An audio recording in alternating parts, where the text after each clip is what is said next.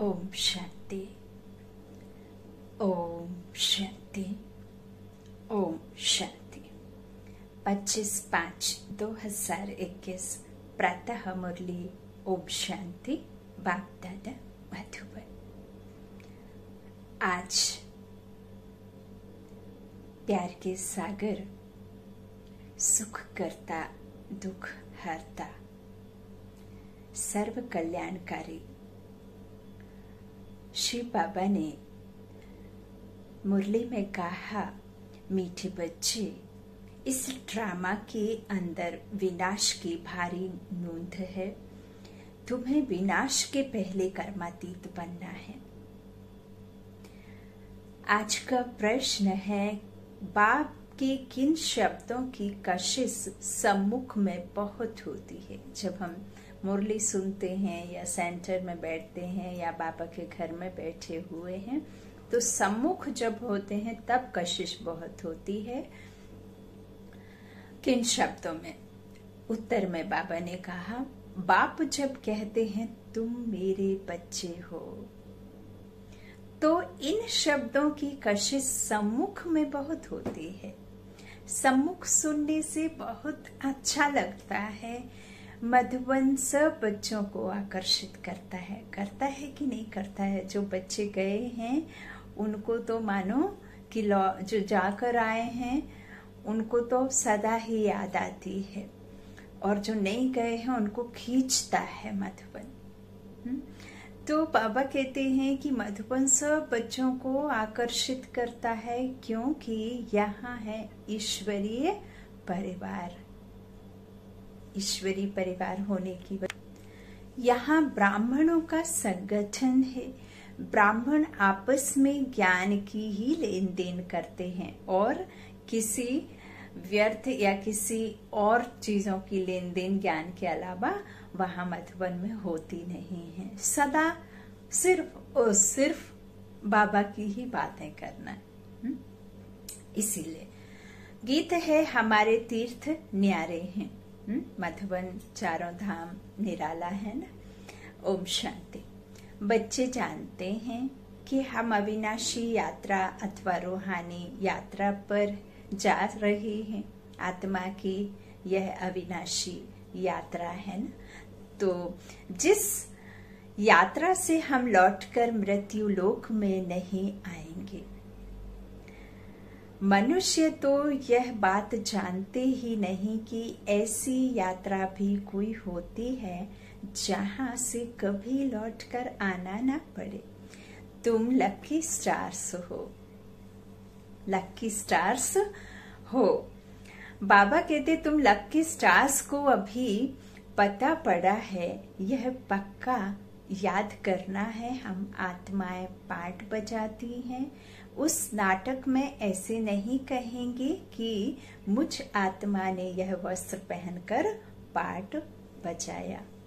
जो जीवन में जैसे मूवीज आदि में कोई एक्टिंग करते हैं तो उस समय ये नहीं कहते ना कि आत्मा ने यह वस्त्र पहन करके ये वाला रोल किया है ना। यहाँ हम बच्चे कहते हैं। बाबा कहते हैं जो इस तरह से तो वह नहीं कहेंगे। अब घर जाते हैं, वो तो अपने को ही शरीर समझते हैं।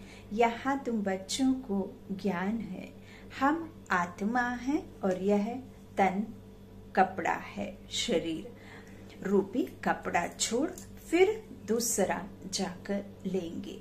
यह 84 जन्मों के पुराने कपड़े हैं। यह छोड़कर नई दुनिया में फिर नए कपड़े लेंगे। यह लक्ष्मी नारायण के नए कपड़े पहने हैं ना। लक्ष्मी नारायण के नए कपड़े पहन लेंगे। बाबा कहते हैं पहने हैं ना, तुम्हारी ही राजधानी के हैं। तुम भी जाए ऐसे नए दैवी कपड़े पहनेंगे।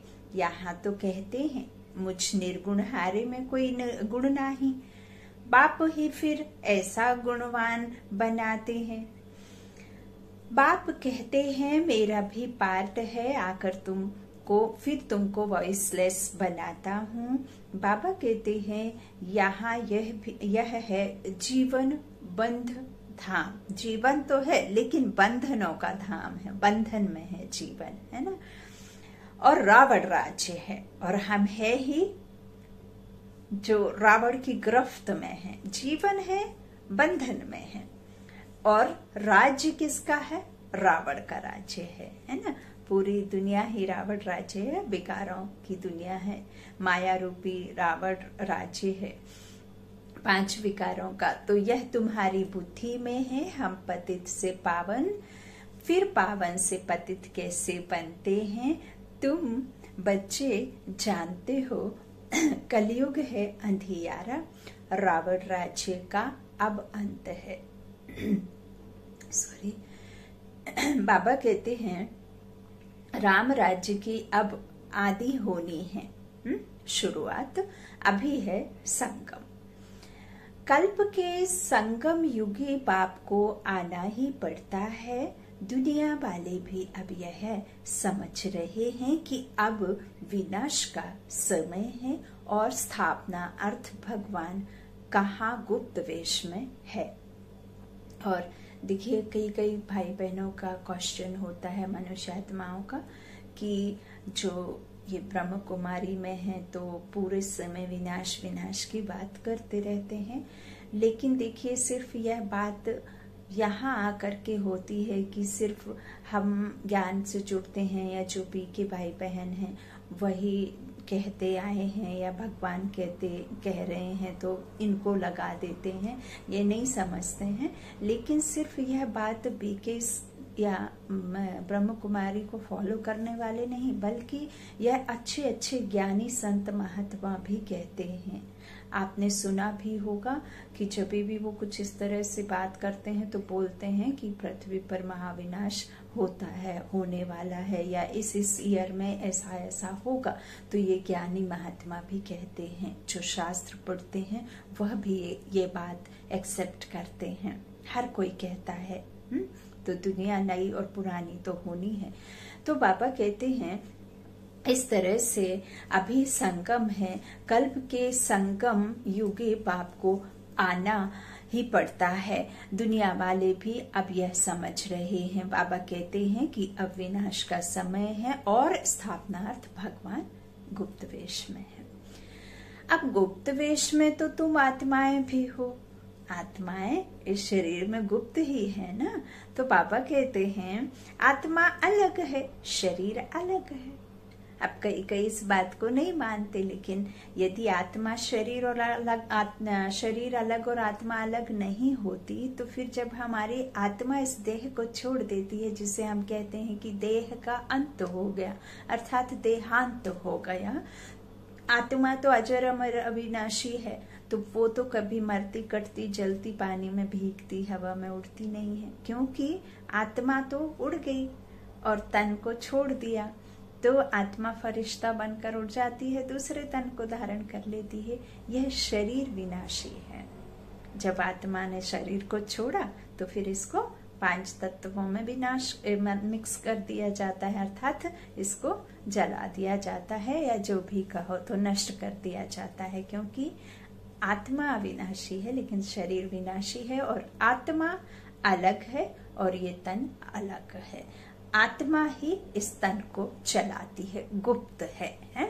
तो बाबा कहते हैं आत्मा और शरीर अलग है, दोनों अलग अलग है, 2 है, एक नहीं। तो यह मनुष्य चोला गुप्त वेश है। बाप को भी इसमें आना है। शरीर का थोड़े समय के लिए शरीर लेते हैं ना, तो बाबा कहते हैं कि बाप को भी आना है और वह भी शरीर में ही आते हैं।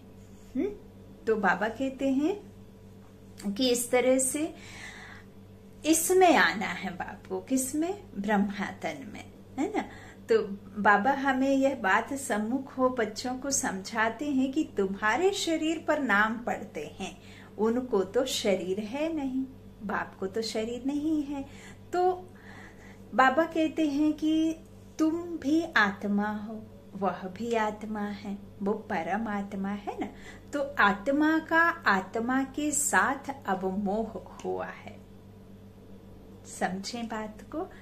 गाते भी हैं और संग तोड़ तुम संग जोड़ेंगे, जैसे आप मोह जीत हो वैसे हम भी बनेंगे। बाबा बहुत मोहजीत है।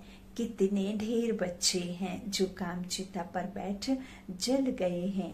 परमपिता परमात्मा आते ही हैं पुरानी दुनिया का विनाश कराने, फिर मोह कैसे होगा?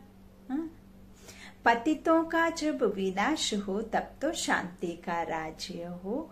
इस समय सुख तो कोई को भी है नहीं, सभी तमो प्रधान दुखी बन गए हैं। हर कोई किसी न किसी बात से दुखी है, तमो प्रधान बन गए हैं।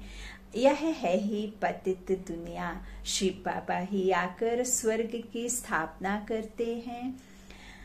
और बाबा कहते हैं कि जिसका नाम शिवालय पड़ा है, शिव बाबा ने देवताओं की राजधानी स्थापन की, वह है चैतन्य शिवालय। और वह शिवालय जिसमें शिव का चित्र है वो तो जड़ हो गया।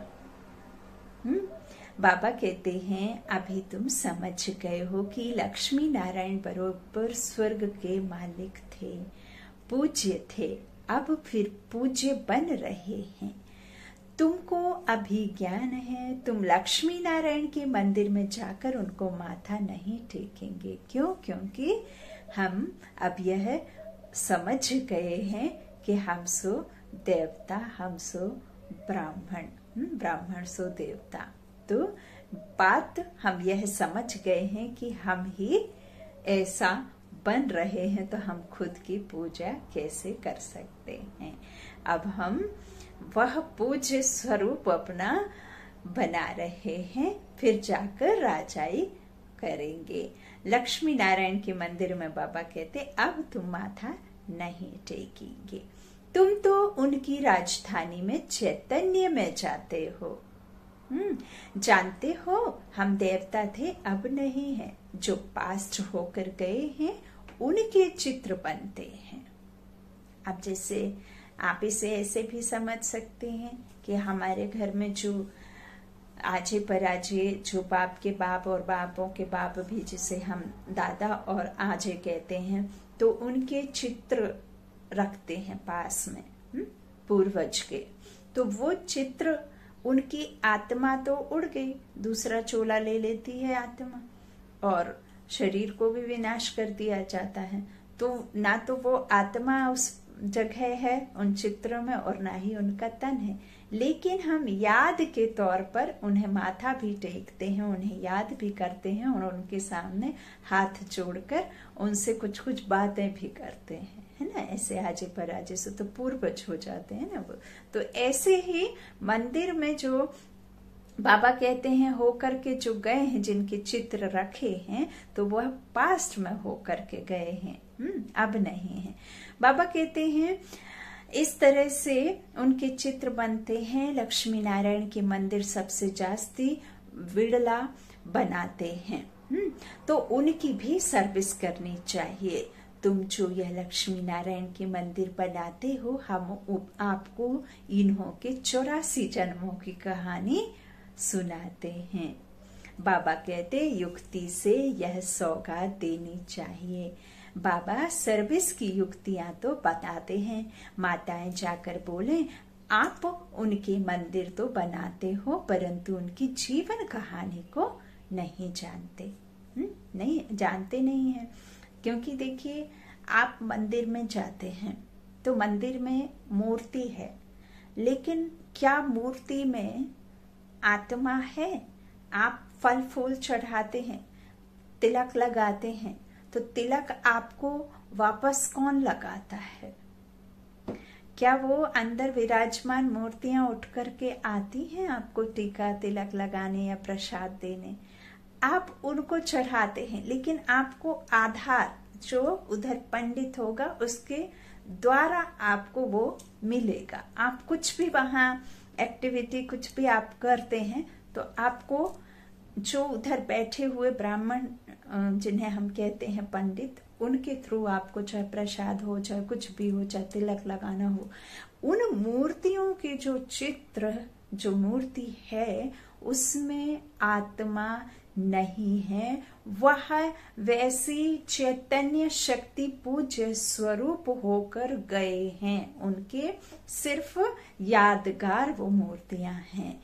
अब हम जब सेंटर्स में या मधुबन में जाकर के मुरली सुनते हैं तो उस समय आपको जो चैतन्य शक्तियां खुद को आत्मा समझ और जो ब्रह्मा आधार तन में स्वयं ईश्वर आकर के उस निमित्त के द्वारा वो परम आत्मा आकर के उसमें फिर हमें यह ज्ञान देते हैं।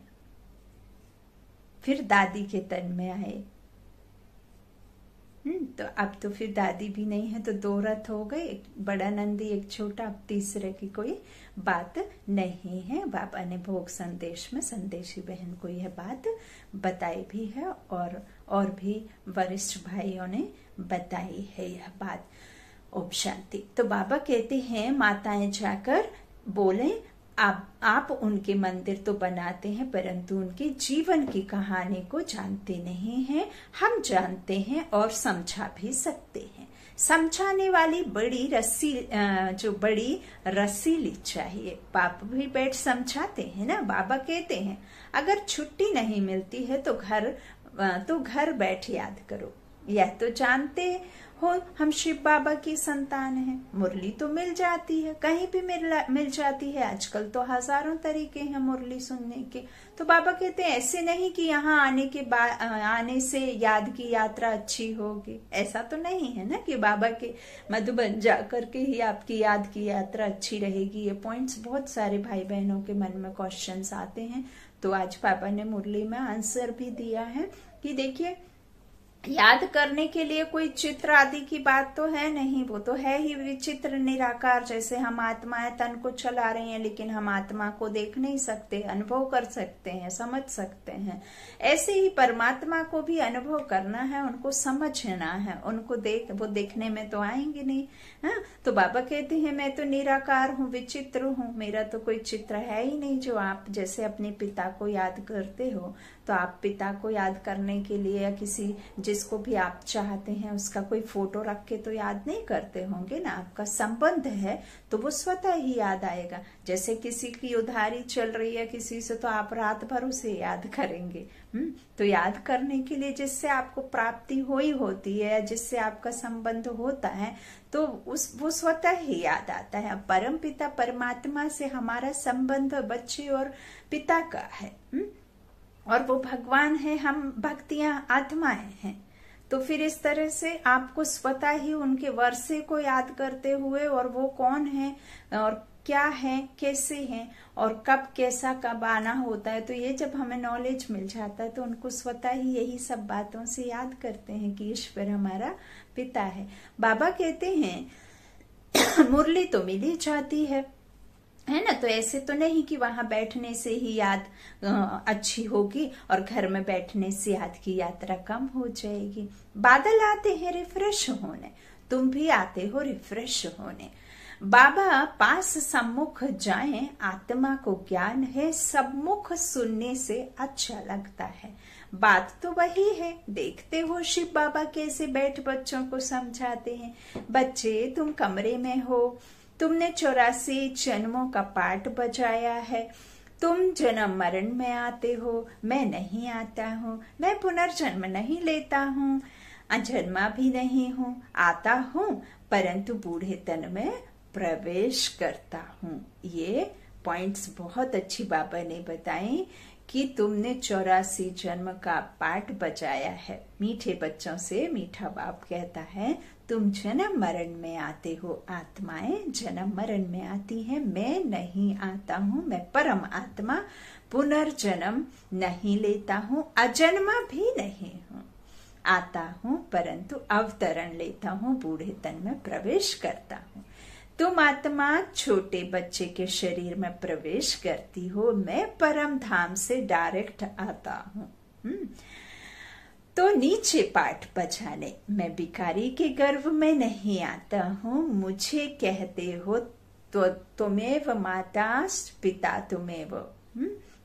तो बाबा कहते हैं कि गाते भी है ना, तुमेव माता पिता तुमेव, तुमेव बंधु सखा तुमेव, तुमेव विद्या द्रविणं तुमेव, तुमेव देव मम देव देवा। तो बाबा कहते हैं मुझे कहते हो ना तुमेव माताश्च पिता तुमेव, तो मेरा कोई माँ बाप हो ना सके। हमारे ऊपर में माता पिता बहुत हैं, लेकिन उस परम पिता परमात्मा के ऊपर कोई माता पिता, कोई डायरेक्टर क्रिएटर नहीं, वो खुद ही रचता डायरेक्टर क्रिएटर है। उसके ऊपर कोई नहीं। ऊंच ते ऊंच वही है, श्रेष्ठ ते श्रेष्ठ वही, और श्रेष्ठ ते श्रेष्ठ आत्माओं को श्रेष्ठ बनाता है। तो बाबा कहते हैं इस तरह से मेरे ऊपर कोई माँ बाप हो ना सके, मैं सिर्फ शरीर का आधार ले पाट बचाता हूँ। तुम मुझे बुलाते हो दुख हर कर सुख देने के लिए, अब सम्मुख आया हूँ, आत्माओं से बात कर रहे हैं। यहाँ तो सब ब्राह्मण ही है। तुम बाहर जाते हो तो हंस और बगुले हो जाते हो, यहाँ मधुबन में तुमको संग ही ब्राह्मणों का है। आपस में ज्ञान की चिटचैट ही करते हैं और कोई दूसरी बात ही नहीं है ना। कहते ना, तुम संग खाऊं, तुम संग बैठूं, तुम संग बोलूं, तुम्हें संग हंसूं बोलूं, जो भी करूं, है ना। तो बाबा कहते हैं हम अपनी राजधानी स्थापन कर रहे हैं। बाबा आया हुआ है। एक दो को यह युक्ति बाप को याद करने की बताते रहो। भोजन पर भी एक दो को इशारा देते रहो कि बाप को याद करो। बहुत बड़ा संगठन है ना, वहां तो भिखारी साथ में रहते हैं तो उनकी कशिश होती है। देखिए हमारे आसपास का जो तमो प्रधान तामसिक वृत्ति का जो विचारों से जो नेगेटिविटी होती है ना, तो वो आपको कशिश अर्थात अपनी ओर वो खींचती है। आप नहीं चाहते हैं तो भी आपके अगर बहुत श्रेष्ठ संकल्प नहीं होंगी और आप में वो शक्तियां नहीं होंगी शुद्धता की, शुद्ध विचारों की, तो आपको जो ये तामसिक कहना चाहिए तमो प्रधान जो गुण हो गए हैं तो वो अपनी ओर खींचते ही हैं। तो बाबा कहते हैं कि बहुत बड़ा संगठन है ना, वहां तो विकारी साथ में रहते हैं तो उनकी कशिश होती है। बाबा कहते हैं यहाँ तो किसकी कशिश नहीं होती, क्योंकि सभी ब्राह्मण है, सभी निर्विकारी, सभी जो है बाबा के बच्चे बन बाबा बाबा को याद करते हैं, उन्हीं के बारे में बात करते हैं। तो बाबा कहते हैं वॉरियर्स के साथ रहते हैं। तुम्हारा कुटुंब यह है, बुद्धि में यही रहता है, जो कोई मिले उनको बाप का परिचय दे दें, है ना, दें कि भगवान को याद करते रहो। दो बाप है ना, लौकिक बाप होते भी भगवान को याद करते हो ना, तो बाबा कहते हैं वो लौकिक फादर है ना। लौकिक फादर को गॉड फादर नहीं कहेंगे, यह है पारलौकिक बाप, बापों का भी बाप है ना, तो जरूर गॉड फादर से वर्षा मिलता होगा। ऐसे ऐसे भूं भूं करते रहो। तुम ब्राह्मण हो ना, सन्यासी भी भूं भूं करते हैं ना। इस दुनिया का सुख कागविष्टा के समान है, क्षणिक मात्र। कितना दुख है, वह है हाथी योगी, निवृत्ति मार्ग वाले, उनका धर्म ही अलग है। तुम जानते हो सतयुग में हम कितना सुखी पवित्र रहते हैं। भारत प्रवृत्ति मार्ग का था, देवी देवताओं का राज्य था, सोने की चिड़िया था। जो पवित्र थे वही पतित बने हैं, इसीलिए भारत को ही पावन भूमि, पवित्र भूमि और देव भूमि कहा जाता है। और भगवान भी इस भूमि पर अवतरण लेते हैं, इसीलिए इसे भगवान का भी कहा जाता है कि भगवान यहाँ ही आते हैं, है ना। तो इस तरह से राम की जो है की जाती है ना, 14 बरस वनवास के बाद में राम की राह देखी जाती है कि वो आएंगे, है ना। तो अब राम आया है सुख कराने, अपना राम राज्य स्थापन करने। तो बाबा कहते हैं इस तरह से तुम जानते हो कि देवी देवताओं का राज्य था, जो पवित्र थे वही पतित बने हैं, पुकारते भी रहते हैं हे पतित पावन आओ, और फिर कह देते हैं परमात्मा सर्वव्यापी है। हम जाकर ज्योत ज्योत समाएंगे, कोई भी ज्योत ज्योत समाता ही नहीं है। बाप नहीं बन सकते हैं, आत्मा वापस आती ही है, पुनर्जन्म को भी नहीं मानते हैं। अनेक मत है ना, दिन प्रतिदिन वृद्धि होती रहती है। यह भी बताना है कि सन्यासियों की वृद्धि कैसे होती है, नांगों की भी वृद्धि होती है। जिसका जो धर्म है उसमें ही रहने से फिर अंतमति सुगति हो जाती है। जिसका जो जास्ती अभ्यास करते हैं, जैसे कोई शास्त्र आदि पढ़ते हैं, तो अंतमति सुगति, फिर छोटेपन में ही शास्त्र कंठ हो जाते हैं। अभी बाप कहते हैं मैं फलाना हूँ, यह हूँ, यह सब देह अभिमान कहते हैं। देह अभिमान की बातें छोड़ दो। जब आप खुद को देह समझते हैं तो मैं आ जाता है और मैंपन से मन मैला हो जाता है। यदि आप खुद को आत्मा निश्चय कर, आत्मा समझ, औरों को भी साक्षी हो आत्मा देखते हैं, तो आपको परमात्मा से संबंध याद आते हैं कि हम सब आपस में एक हैं। आत्माएं एक परिवार, विश्व एक परिवार, ये छोटे छोटे परिवार नहीं, हम सब एक परमात्मा की संतान, परिवार, ईश्वरीय संतान है। तो बाबा कहते हैं इस तरह से देह अभिमान की बातें छोड़ दो, अपने को अशरीरी आत्मा समझो और बाप को याद करो। इस शरीर को देखते हुए भी ना देखो, देह सहित देह के जो संबंध आदि हैं सबको बुद्धि से जोड़ना है, बुद्धि से तोड़ परमात्मा से जोड़ना है। बुद्धि को सबके साथ में तोड़ करके तो सिर्फ परमात्मा से जोड़ देना है ना। ऐसे नहीं कि सबको गाली गलौज देकर या सबको कुछ ऐसी बातें कहकर ताकि वो हमें छोड़ दें, या किसी बात से नाराज हो जाए तो वो हमसे दूरी बना लेंगे, इस तरह से नहीं, है ना। तो बाबा कहते हैं कि देह सहित देह के जो संबंध आदि हैं सबको छोड़ो, अपने को आत्मा निश्चय करो, परमात्मा को याद करो। इसमें टाइम बहुत लगता है, माया याद करने नहीं देती है। जो विकार है 5, कभी देह का अभिमान आ जाता है, कभी काम का, कभी मोह का, कभी क्रोध, कभी जो है दोष, कभी घृणा, कभी कुछ ये आ जाती है ना किसी न किसी रूप में। नहीं तो वानप्रस्थी के लिए बहुत सहज है। बहुत बाप खुद कहते हैं अभी तुम छोटे बड़े सबकी वानप्रस्थ अवस्था है, वाणी से परे जाना है। एक तरफ विनाश भी होता रहेगा तो दूसरे तरफ जन्म भी लेते रहेंगे। ऐसा तो नहीं है कि जन्म रुक जाएगा, जन्म भी लेते रहेंगे। पुनर्जन्म लेना होगा तो आ जाएंगे, बच्चे भी पैदा होंगे, फिर विनाश भी हो जाएगा। यह तो तुम जानते हो, कोई गर्भ में होंगे, कोई कहाँ, सब खत्म हो जाएंगे। सब अपना हिसाब किताब चुकतू कर वापस जाएंगे। हिसाब किताब रहा हुआ होगा तो अच्छी रीति सजाएं खानी पड़ेंगी, फिर वह भी हल्का हो जाएगा। ऐसे नहीं कि योग में भी रहो और पाप भी करते रहो। अब जबकि नॉलेज मिला है तो पाप नहीं करने हैं ना। पापों का खाता क्लोज कर खाते को जमा भी करना है। ऐसा नहीं कि उसी समय खाया कमाया चल रहे हैं तो पाप करते जाओ, कुछ नहीं, है ना। तो बाबा कहते हैं ऐसा नहीं। कई बच्चे एक तरफ चार्ट भी लिखते हैं और दूसरी तरफ फिर कहते हैं माया ने मुंह काला कर दिया। बाबा कहते हैं माया ने हरा दिया तो कच्चा कहेंगे ना। तो बाप समझाते हैं कि तुम ऐसे समझो कि हम थोड़े दिन यहाँ हैं, फिर चले जाएंगे, इन सब का विनाश हो रहा है। बाप कहते हैं मुझे याद करो तो विकर्म विनाश होंगे। अपना चार्ट देखते रहो, हम कितनों को रास्ता बताते हैं और पुरुषार्थ कराते हैं। तन मन धन से रूहानी सेवा में मददगार बनना पड़े। कहते हैं मन को अमन नहीं कर सकते।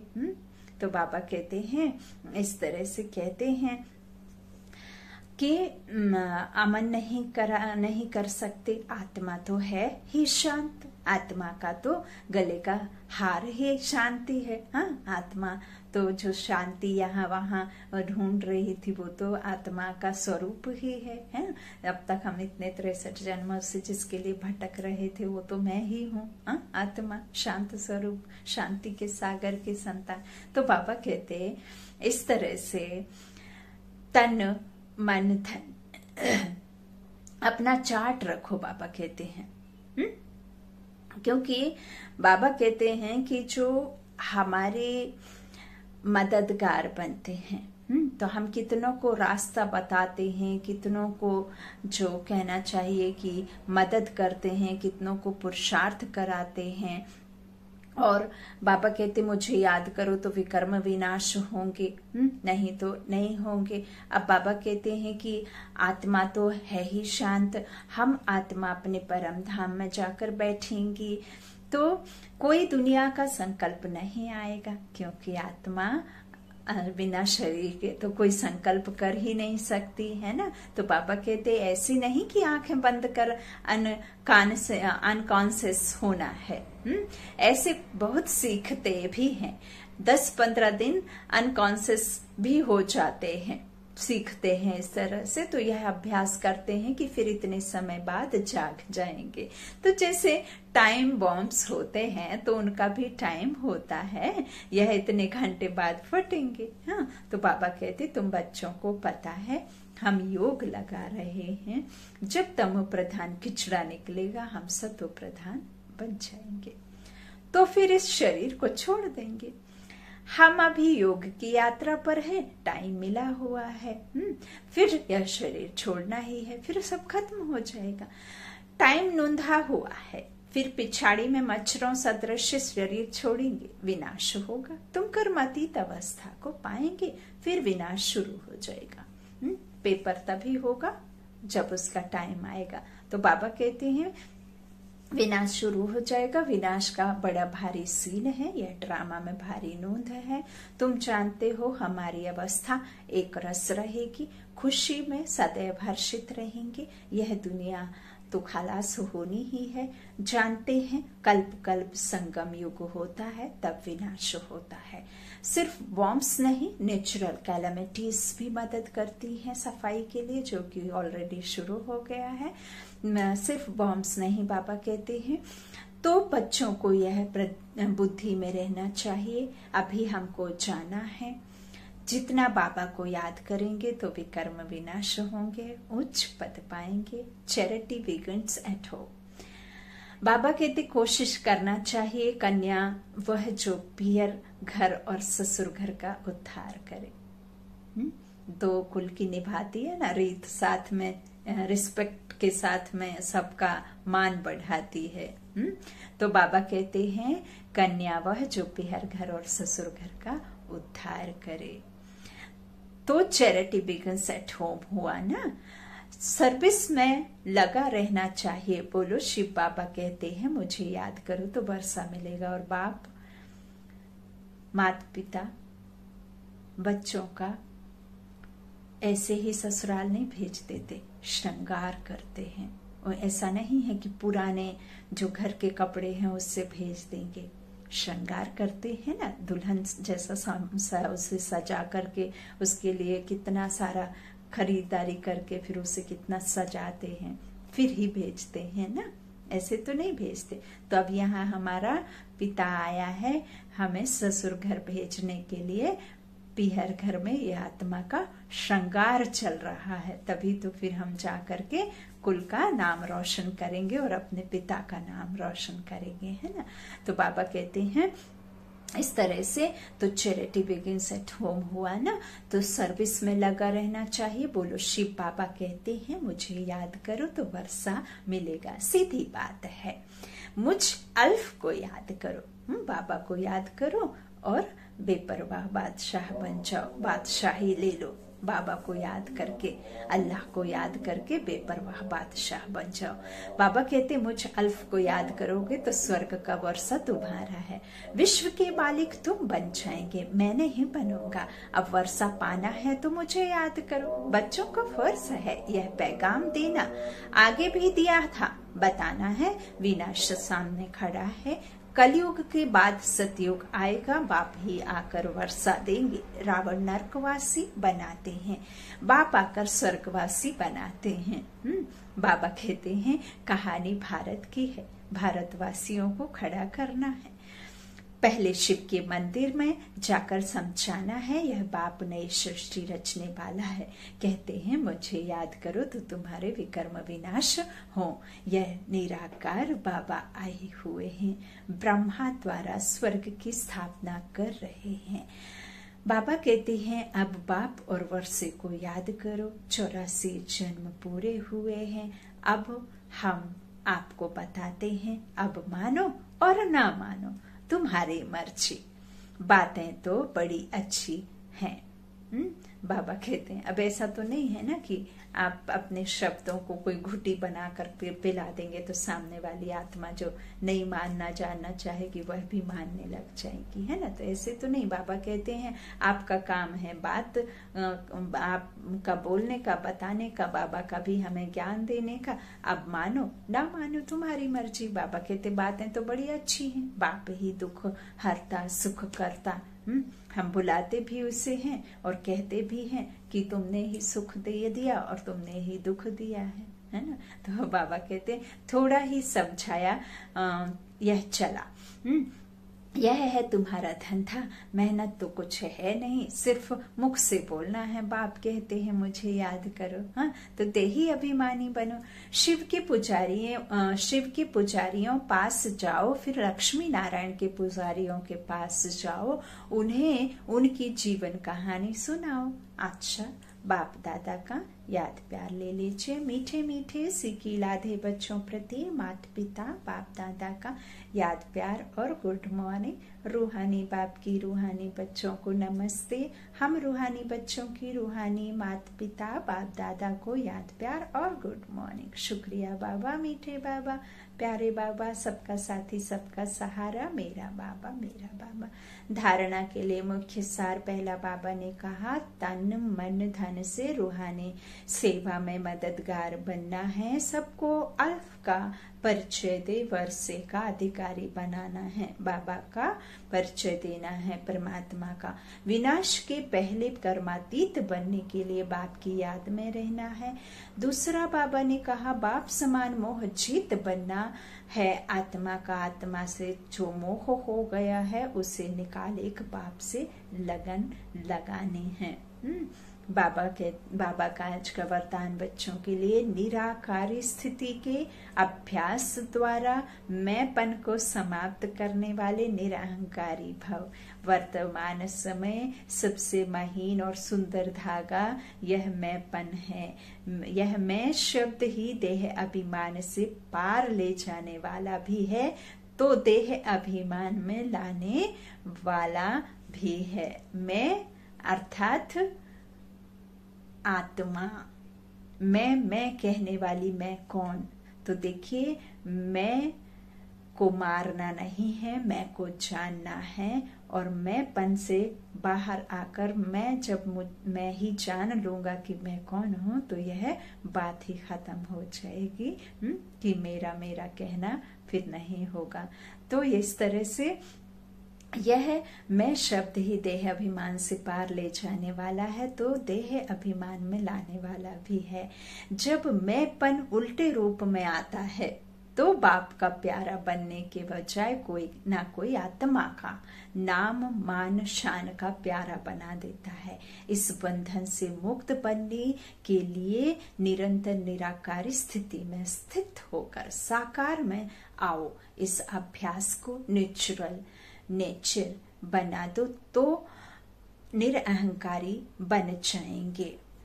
आज का स्लोगन है किसी की बुरी व अच्छी बात सुनकर संकल्प में भी घृणा भाव आना, यह भी परमत है। किसी की भी बुरी अच्छी बात सुनकर संकल्प में भी घृणा भाव आना, यह भी परमत है। तो बाबा ने हमें बताया कि मैं कौन, मेरा कौन का राज समझिए कि मैं कौन हूँ और मेरा कौन है, और हम सब आपस में कौन है। तो आज बाबा ने बहुत अच्छी मुरली सुनाई। ओम शांति, ओम शांति।